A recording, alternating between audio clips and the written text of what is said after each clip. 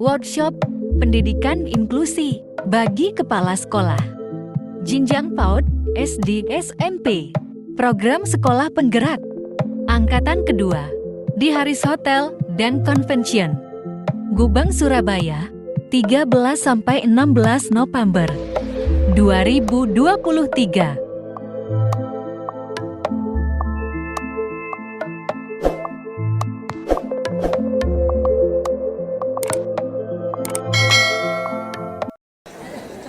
Sekali lagi, Bapak Ibu peserta yang masih berada di luar, mohon segera memasuki tempat kegiatan karena acara pembukaan akan segera kita mulai.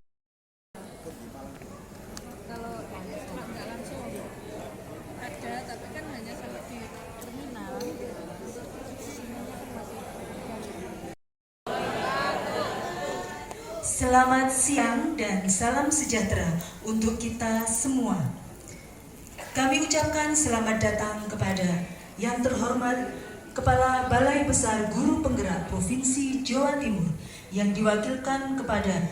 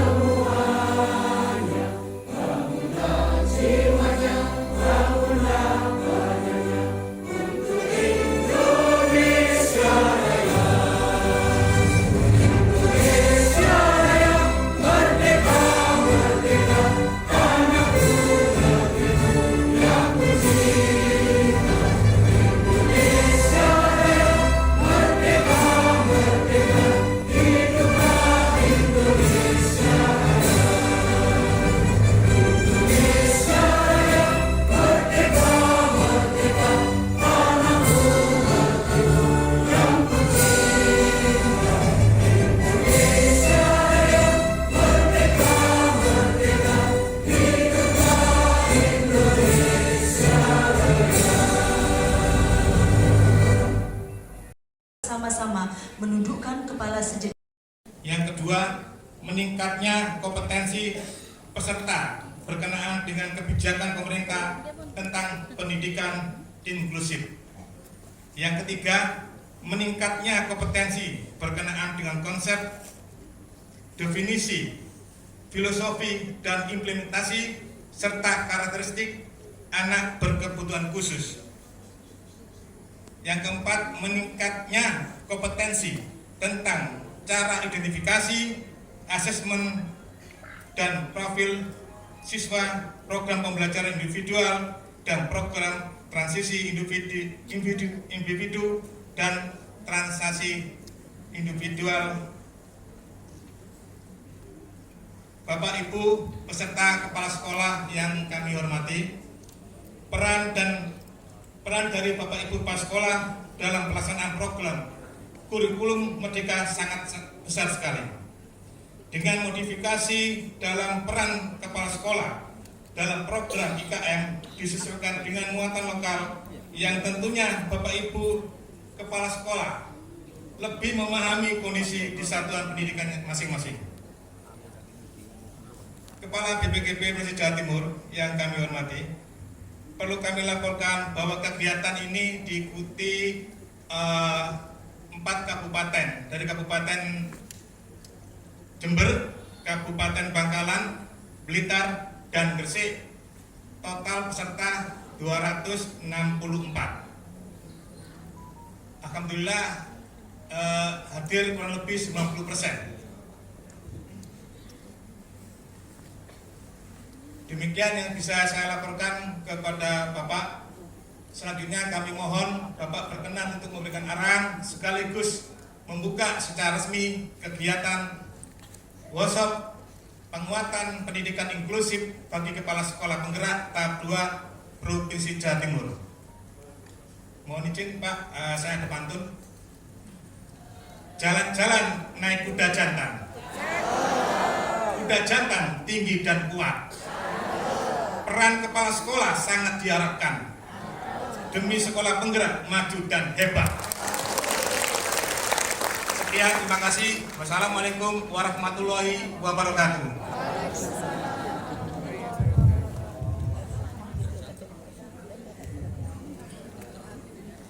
Bapak Ibu yang kami hormati, beralih pada acara berikutnya, mari kita simak dan ikuti bersama-sama sambutan dan pengarahan yang akan disampaikan oleh Kepala Balai Besar Guru Penggerak Provinsi Jawa Timur, yang dalam hal ini diwakilkan kepada Ketua Kelompok Kerja Program Sekolah Penggerak. Sekaligus mohon berkenan membuka secara resmi workshop penguatan pendidikan inklusif bagi Kepala Sekolah Penggerak Provinsi Jawa Timur tahap 2. Kepada Bapak Mujiono Haryanto, kami silakan.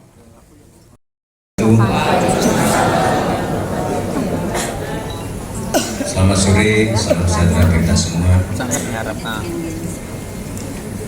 Yang kami hormati Ibu Vera dari BSKAP selaku narasumber, Bapak dan Ibu narasumber dari komunitas inklusif di Jawa Timur, Bapak Ibu panitia dari BPGP, serta Bapak Ibu peserta workshop penguatan pendidikan inklusif bagi Kepala Sekolah Penggerak tahap 2 yang berbahagia.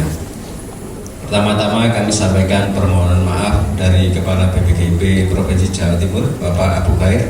Tentunya Bapak Ibu sudah mengenal semua ya, sudah pernah bertemu karena beliau sangat familiar, sering mengunjungi Bapak Ibu di komunitas belajar maupun di program sekolah penggerak.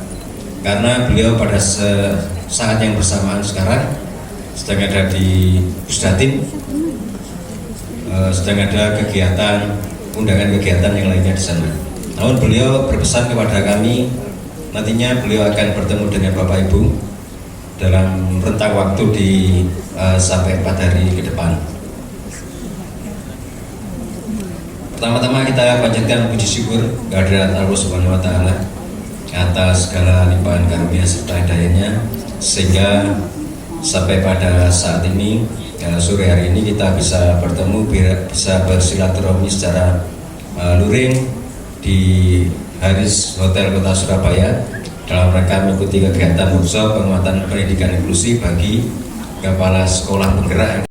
Ini akan sangat menarik. Di samping Kepala Sekolah ini Bu Vera, untuk pengawas sekolahnya juga sudah kami panggil kemarin. Karena pengawas sekolah juga perlu dibekali tentang pembelajaran inklusi juga. Masih tahap yang pertama. Nantinya akan kami lakukan pada angkatan-angkatan berikutnya pada program sekolah penggerak. Nah, akhirnya kan menimbulkan kecemburuan. Yang kemarin itu pengawas sekolah yang non PSP akhirnya bertanya, kami juga mendampingi satuan pendidikan walaupun bukan program sekolah penggerak, kami juga membutuhkan ilmu-ilmu tersebut gitu. Nantinya kami rencanakan masukan dari Bapak Kepala, kalau anggaran di tahun depan memungkinkan untuk pelaksanaan semua sasaran kita lakukan Pak Muji gitu. Jadi alhamdulillah Kepala BPGP yang sekarang ini Pak Abu Khair sangat mendukung sekali terkait dengan program-program dari Kementerian, tapi nggak sampai satu hari, terkait dengan sosialisasi penilaian kinerja dari fasilitator. Bapak Ibu kemarin sudah ikut sama direktorat ya. Nah, BPGP itu punya tugas lagi memantapkan pemahaman terkait penilaian kinerja fasilitator itu kepada Bapak Ibu kepala sekolah. Nanti kita lakukan secara daring. Kita masih menunggu waktu karena di BPGP pada saat ini sedang banyak kegiatan pendidikan inklusif bagi kepala sekolah penggerak tahap 2 tanggal 13 sampai 16 di Hotel Haris Kota Surabaya ini. Bismillahirrahmanirrahim. Terima kasih. Saya akhiri. Wassalamualaikum warahmatullahi wabarakatuh.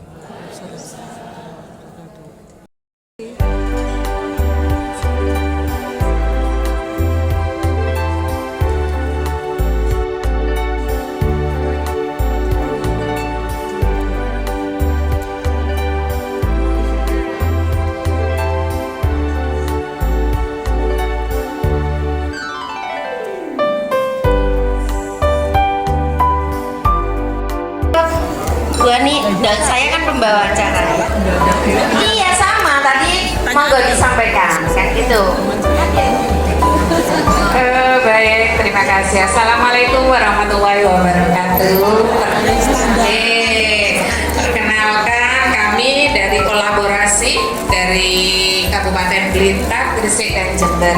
Nah ini tadi dari hasil diskusi teman-teman di sini ada 2 permasalahan begitu yang kita angkat, yaitu yang pertama adalah terkait dengan pembelajaran berdiferensiasi konten.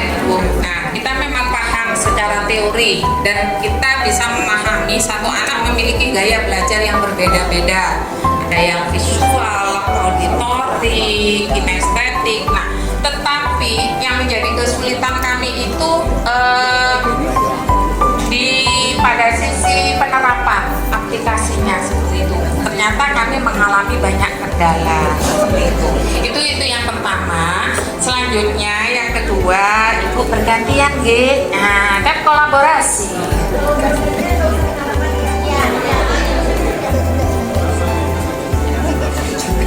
Nggak pakai kenalan ya Bu, langsung aja. Di tempat saya itu skrip untuk menjadi materi pembelajaran untuk anak inklusi. Materi pembelajaran anak inklusi di kurikulum Merdeka itu bagaimana? Sama apa? Menjadi alat bantu guru transformasi pembelajaran. Kalau transformasi pembelajaran itu fokus berarti bagaimana kualitas pembelajarannya. Penerapan kurikulum Merdeka itu tidak hanya administrasi aja. Jadi maka dari itu tadi Pak, bingung guru itu belum mikirin anak gitu kan, harus rumusin CP gitu kan ya Pak ya. Nah itu, penerapan bukan soal administrasi seperti perubahan istilah atau format dokumen. Penerapan kurikulum Merdeka merupakan momentum untuk merefleksikan dan merefleksi praktik pembelajaran. Yang pertama adalah pembelajaran berfase dan jam yang pelajaran itu fleksibel, mendorong pembelajaran yang menyenangkan dan relevan dengan kebutuhan pelajar kondisi sesuai dengan kondisi satuan pendidikan. Kata Bapak, kenapa sih nggak dipotong-potong? Tujuannya adalah jadi karena kurikulum Merdeka itu fokus ke kualitas transformasi pembelajaran. Yang tahu kualitas dan transformasi pembelajaran itu siapa? Pusat apa satuan pendidikan? Guru. Satuan pendidikan. Maka dari itu pusat itu jadi merdekanya ini adalah guru bisa bebas melakukan transformasi pembelajaran sesuai, tidak fokus ke ketuntasan. Kalau misalnya gini, kenapa berfase?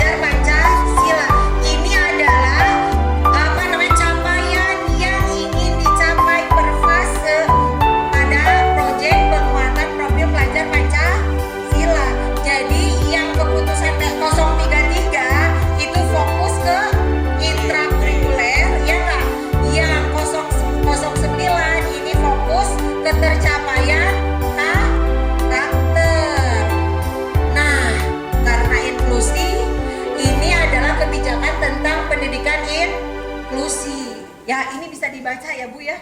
Nggak usah di ini, nanti saya kirim bahan-bahannya.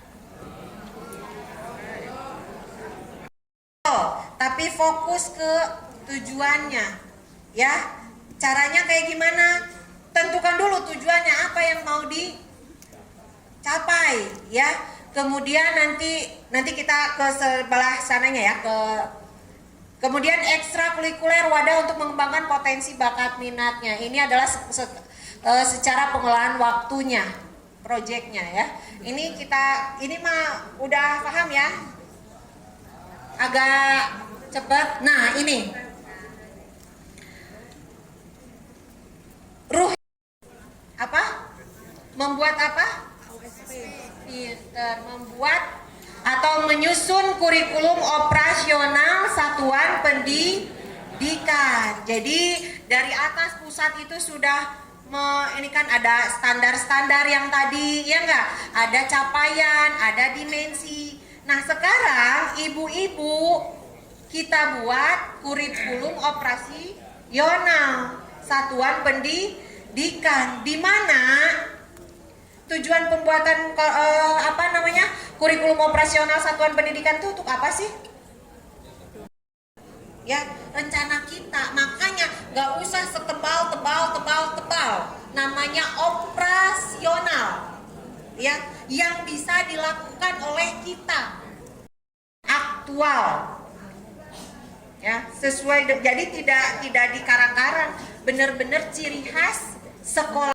Nanti kekurangannya apa yang perlu disempurnakan, kalau ada potensi apa yang mau dimaksimalkan untuk melayani peserta didik, visinya. Kemudian sehingga terbentuklah visi, kemudian misinya. Setelah ada visi, bagaimana satuan pendidikan mencapai visi tersebut, kemudian tujuannya itu menjawab tentang misi. Ini pasti paham ya Bapak Ibu. Kemudian yang ketiga adalah pengorganisasian pembelajaran. Di dalamnya Bapak Ibu yang pertama menetapkan pendekatan pembelajarannya seperti apa. Pendekatannya, misalkan ibu di sekolah memakai pendekatan apa?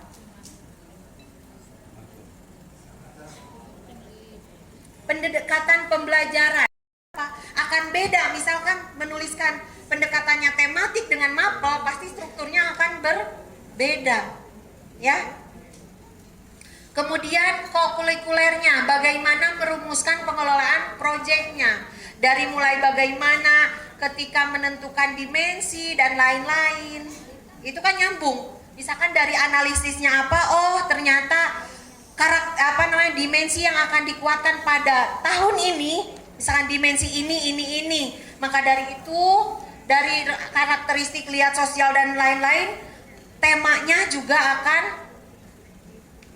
ditentukan. Jadi nyambung antara yang satu dengan yang tiga, yang dua nyambung ini ya.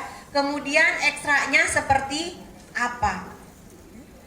Kemudian yang keempat adalah bagaimana rencana pembelajaran. Bagaimana Bapak Ibu membuat rencana pembelajarannya? Langsung aja secara sederhana operasional ya. Berarti rencana pembelajaran itu ada lingkup satuan pendidikan, di mana bagaimana ibu-ibu tadi atau ibu bapak ini merumuskan dari capaian pembelajaran menjadi ATP-nya ya. Bagaimana evaluasinya, bagaimana cara mengevaluasinya, bagaimana mendampingi atau pengembangan profesinya seperti apa. Ini opsional. Ini cara menentukan KOSP. Nah sekarang bagaimana pendidikan inklusi pada implementasi kurikulum Merdeka secara praktiknya itu nanti kan ada narasumber yang lain. Kita secara konsepnya inklusi dalam kurikulum Merdeka. Yang pertama adalah tak kenal maka tak sayang. Pendidikan inklusi itu apa sih?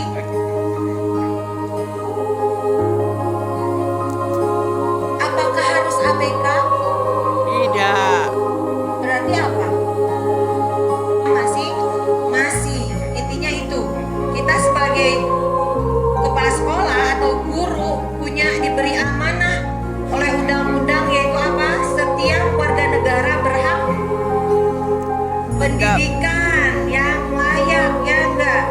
Kemudian tadi murid itu apa, nah dalam kurikulum merdeka itu apa, fokus berpusat pada anak siswa. Ingat itu, tak ada beban tanpa pundak. Semakin diberi amanah oleh Allah, banyak dititipkan orang-orang yang istimewa, berarti kita kuat untuk ininya. Semakin banyak ininya, berarti pahalanya mudah-mudahan semakin besar. Amin ya. Nah, ini tujuan pendidikan inklusinya, memberikan kesempatan seluas-luasnya kepada seluruh peserta didik, kemudian mewujudkan penyerahan tidak diskriminatif. Punya peserta didik tidak terkecuali itu mempunyai hak yang sama. Kunci yang kedua adalah apa? Semua peserta didik yang tadi berkebutuhan khusus itu diterima di kelas yang sama dengan peserta didik yang lainnya, sehingga bisa beradaptasi dengan lingkungannya. Kemudian yang ketiga itu pendidikan inklusi itu adalah fleksibel, baik kurikulum maupun pembelajarannya itu bisa diadaptasi sesuai dengan kondisi, karakteristik dan kebutuhan peserta didik. Oke.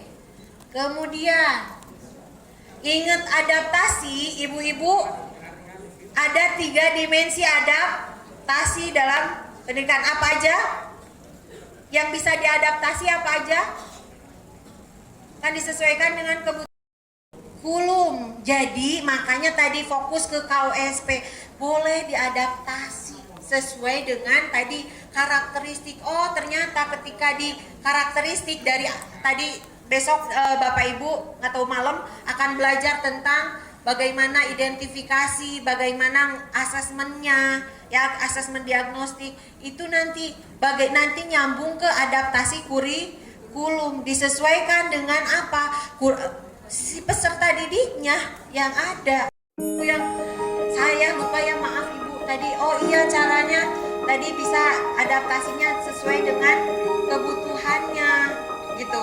Misalkan di sekolah Ibu ada yang misalkan ada yang tunanetra. Jelaskan tadi referensi dengan murid sejumlah 490 itu tentu ada. Secara psikologis anak kami di kesiapan di adaptasi kurikulum itu ada inklusif, tetapi penjelasan lebih detail belum, kita mencari sendiri. Yang kedua terkait dengan adaptasi instruksional, metode dan cara. Karena terbatasnya tenaga guru, itu anak harus khusus diberikan waktu tambahan. Contoh, pada waktu istirahat, anak yang berkebutuhan khusus secara kesiapan belum 100%, diberikan waktu, dibawa ke ruang guru. Kesulitannya di mana? Kadangkala wali murid yang protes. Contoh seperti ini, saya disaringi oleh wali kelas. Bu, saya sering tanya oleh saya, Bu pilih 2 anak yang seperti ini apa yang lainnya? Harus kami jawab seperti apa? Dua-duanya sama butuhnya. Jadi saya mengumpulkan wali murid itu untuk memberikan gambaran. Tidak semua anak masuk di sekolah dasar itu kesiapannya 100%. Ternyata dari hasil kesiapan yang kami selenggarakan kerjasama dengan psikologi, hasil anak di bawah 70 benar-benar membutuhkan ekstra kesabaran. Itu 3 rombel, kelas 1A itu ada 2 anak, kelas 1B ada 4 anak, kelas 1C ada 3 anak. Yang mana setiap minggunya kami mengevaluasi perkembangannya seperti apa. Alhamdulillah Bu, sedikit sudah mulai berkurang. Contoh, anaknya bisa membaca, tetapi pada waktu pembelajaran itu anaknya lari ke kamar mandi, atau ke kolong dengan main asik sendiri. Alhamdulillah kami dibantu oleh salah satu wali murid, Bu, ini saya tunggui. Jadi diadaptasi kurikulum ada, tapi secara detail kami mencari sendiri bagaimana cara metodenya untuk menghadapi anak tersebut. Ibu, kalau boleh tahu anaknya ada berkebutuhan khusus atau itu secara fisik anaknya normal, tetapi secara psikologisnya rata-rata dari 7 anak itu seperti itu. Kalau tuna tidak, di 1 tahun yang lalu ada itu tuna. Kemudian banyak juga ada beberapa lembaga yang berkebutuhan khusus kelebihan, jadi mungkin cepat Kelebihannya gimana? cepat menangkap materi, terlalu cerdas. Nah, yang di lembaga kami, lembaga saya ini kebetulan memang benar-benar berkebutuhan khusus dalam hal tertentu dalam lingkungan belajar. Dalam adaptasi kurikulum belum kami masukkan, tetapi akhirnya seiring berjalan waktu kami juga harus mengadaptasi. Yaitu ceritanya begini, anak tersebut adalah pindahan dari Jakarta ke kelas 4 di lembaga kami. Bapak ibunya asli di daerah kami di Blitar, cuma sejak kecil ada di Jakarta. Bapaknya juga orang Jakarta. Kemudian si anak ini datang di sekolah kami sudah langsung kelas 4. Maka kesulitannya apa? Ketika muatan lokal bahasa Jawa, anak tersebut 1, 2, 3 kosakata bahasa Jawa saja tidak tahu dan tidak paham. Maka ketika kami membelajarkan bahasa Jawa, ketika harus menggunakan CP yang sudah ada di Kabupaten Blitar, maka anak ini jelas tidak sanggup. Karena apa? Menghafalkan sekitar 10 sampai 15 kosakata bahasa Jawa saja tidak tahu. Karena di rumah ayahnya, bapaknya juga masih bahasa Indonesia, ibunya juga bahasa Indonesia. Jadi ibu guru yang ada di kelas tersebut akhirnya pembelajarannya campur bahasa Jawa dengan bahasa Indonesia. Oke, ketika pelajaran umum bisa diikuti. Ketika muatan lokal, akhirnya langkah kami apa? Ketika asesmen lingkup belajar, CP yang seharusnya sesuai dengan standar di Kabupaten Blitar, kami membuat sendiri. Seperti contoh di lingkup belajar yang pertama. Rekan-rekan semua, memang ada anak yang memang perlu penanganan khusus karena memang berkebutuhan khusus.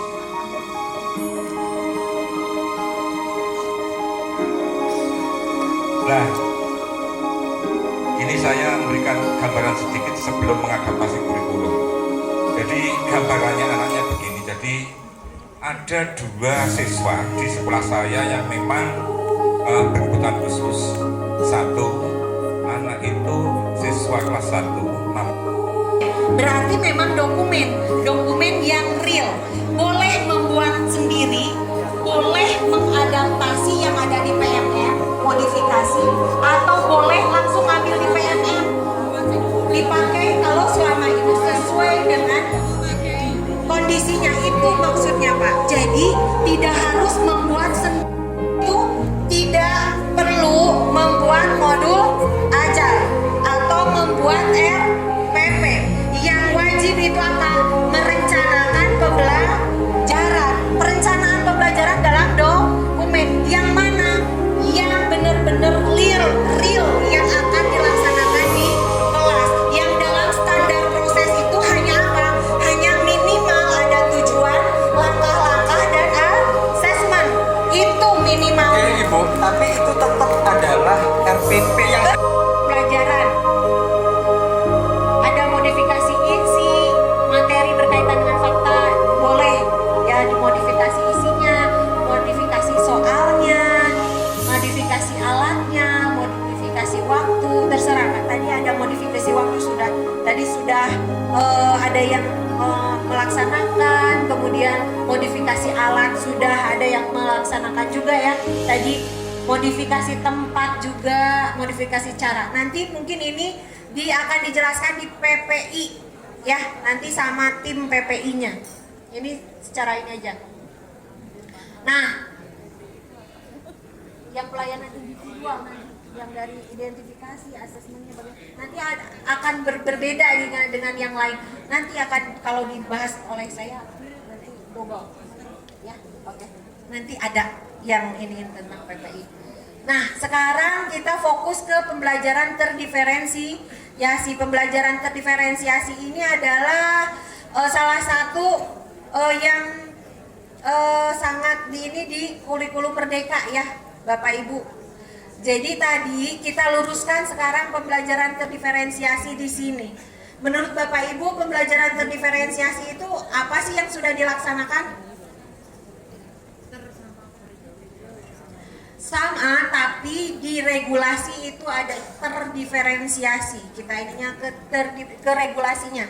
Di regulasi soalnya ada di ininya ada terdiferensiasi ya. Nah, ini pembelajaran terdiferensiasi itu apa sih?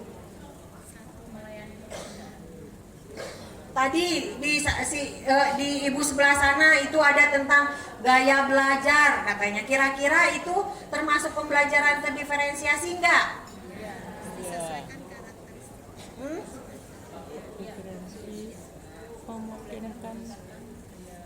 Ayo. Pembelajaran yang memungkinkan pembelajaran yang memungkinkan seluruh kebutuhan anak bisa diakomodir. Oke, pembelajaran yang memungkinkan seluruh mengakomodir seluruh kebutuhan anak. Silakan, Bapak tadi apa Pak? Siswa dan termasuk bakat minat siswa. Artinya menyesuaikan pembelajarannya sesuai dengan keadaan, kebutuhan, kemudian kemampuan siswa dan bakat minatnya. Oke. Bapak di sekolah udah melaksanakan pembelajaran terdiferensiasi? Sudah. Seperti gimana pengalamannya? Pembelajaran kami diawali dari asesmen awal, itu ada dua, yaitu kognitif dan non-kognitif. Dari non-kognitif nanti akan diketahui gaya belajar anak, kemudian dengan profilnya anak. Kemudian dari asesmen kognitif akan diketahui tentang kemampuan awal anak. Kebetulan di SD kami sudah melaksanakan untuk pembelajaran terdiferensiasi, yaitu diawali dari asesmen awal, yaitu asesmen diagnostik kognitif dan non-kognitif. Dari non-kognitif nanti akan muncul dari gaya belajar anak atau kemampuan gaya belajar anak. Kemudian dari kognitif akan diketahui kemampuan awal anak. Dari sini nanti bisa pembelajaran sesuai dengan konten, sesuai dengan prosesnya, kemudian sesuai dengan produk. Bisa ketiga-tiganya dimunculkan atau sesuai dengan kebutuhan anak. Nah, ini yang istilahnya sudah diterapkan di beberapa guru kami. Nah, ini di awal setelah diketahui, kemudian di setiap awal dari materi ini ada namanya asesmen awal atau namanya pretestnya. Seperti itu yang pengalaman di lembaga kami. Satuan pendidikan dalam pendidikan inklusif. Nanti Bapak Ibu bisa dibaca masing-masing ya. Ini mah bisa lah. Ini peran kepala sekolah dalam pendidikan inklusi seperti apa. Ini ya. Ini adalah tugas Bapak Ibu semuanya, amanah ya. Kemudian terima kasih ya. Mohon maaf